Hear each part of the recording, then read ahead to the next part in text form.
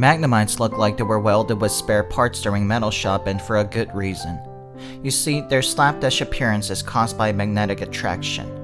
Magnemites start off as just a floating ball of magnet, and it slowly collects scrap metal and even more magnets as they roam around abandoned power plants and factories.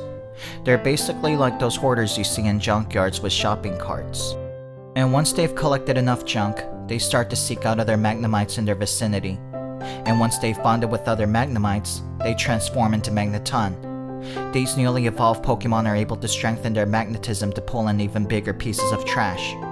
It can even pull in other Steel-type Pokemon to become part of themselves, to become part of the collective. Then they all meld into one single being and become Magnezone to gain even more magnetism. Now it's capable of pulling iron directly from the earth and able to assimilate metal into its body through contact. It's basically like that game, Katamari Damacy, but with none of its unabashed whimsy or its delightful soundtrack. Soon it becomes far too big to stay on Earth. It breaks through the atmosphere and starts floating around in space, where it collects all the broken down satellites and abandoned space stations to assimilate into its own body.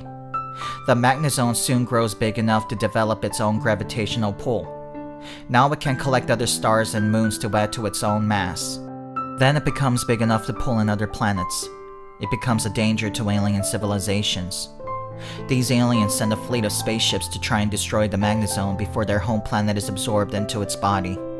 But their efforts are in vain. The Magnezone cannot be stopped. It just steamrolls their entire planet in the blink of an eye, as if they never existed in the first place, forgotten and left behind by history. Desperate to neutralize the Magnezone threat, the United Space Federation gathers to discuss a plan of attack. They launch space nukes directly at the Pokemon, to no effect. A space crew is sent to drill into the surface of the Magnezone and detonate it from within, but the crew gets swatted down by a stray asteroid on their way to the Pokemon. Then the Federation uses a railgun that can launch the collective energies of several thousand supernovas, but it doesn't even make a dent.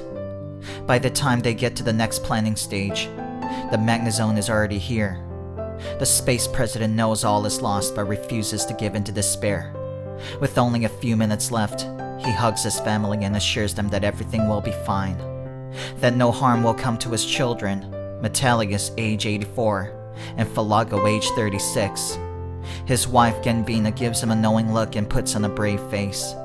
A single tear runs down his cheek as he watches the Magnezone swallow the capital. His cabinet members salute in silence as they watch their world being devoured by a single-minded Aldrich nightmare machine. Then they're enveloped by unnatural darkness. All is silent. I'm a forged acceptance letter from Dartmouth, and this has been another episode of Pokemon Phax. Stay tuned for more factual Pokemon facts. Have a wonderful Pokemon day.